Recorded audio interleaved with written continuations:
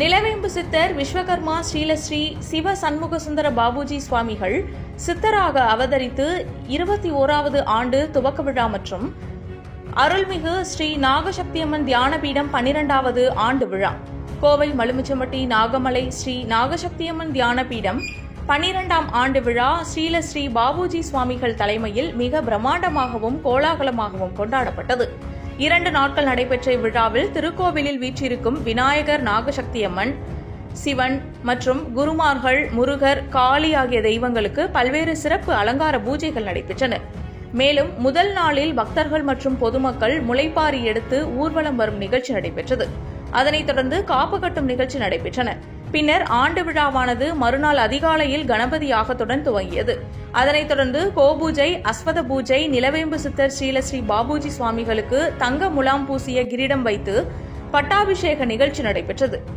பின்னர் 501 சக்தி கலச பூஜை, கன்னிகா பரமேஸ்வரி பூஜை, புண்ணிய நதிகளின் தீர்த்த பூஜை மற்றும் நாகசக்தி அம்மனுக்கு சிறப்பு அலங்காரத்தில் 1008 மலர் அர்ச்சனை மற்றும் அபிஷேகம் நடைபெற்றது. அதனைத் தொடர்ந்து சிறந்த சேவகர்கள், ஆன்மீக சேவையாளர்களுக்கு விருது வழங்கும் நிகழ்ச்சி நடைபெற்றன. பின்னர் விழாவின் இறுதியில் மத நல்லிணக்கம், விழாவில் தீபம் ஏற்றுதல் உள்ளிட்ட பல்வேறு நிகழ்ச்சிகள் பிரம்மாண்டமாகவும் கோலாகலமாகவும் நடைபெற்றன.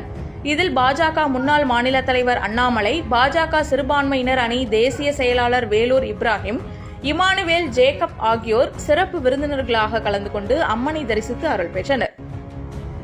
இந்த சிறப்பு வாய்ந்த விழாவில் மடாதிபதிகள், பீடாதிபதிகள், சாதுக்கள், சன்னியாசிகள், துறவிகள், அரசியல் பிரமுகர்கள், தொழிலதிபர்கள், பக்தர்கள், பொதுமக்கள் உட்பட ஏராளமானோர் கலந்து கொண்டு அம்மனை தரிசித்து அருள் பெற்றனர். 2 நாட்கள் நடைபெற்ற இவ்விழாவில் அன்னதானம் தொடர்ந்து நடைபெற்றது.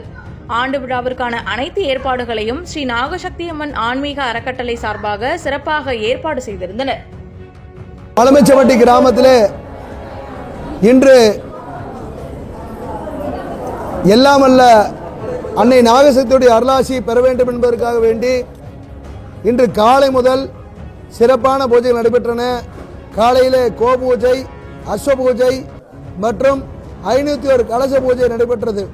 இந்த பூஜையில் என்ன சிறப்புனா, இந்து, முஸ்லீம், கிறிஸ்துவர்கள் எல்லாரும் ஒருங்கே உட்கார்ந்து இந்த பூஜையில் கலச பூஜை செய்து ஜாதி மதம் பாராமல் கருவறையில் போய் அபிஷேகம் பண்ணியிருக்காங்க.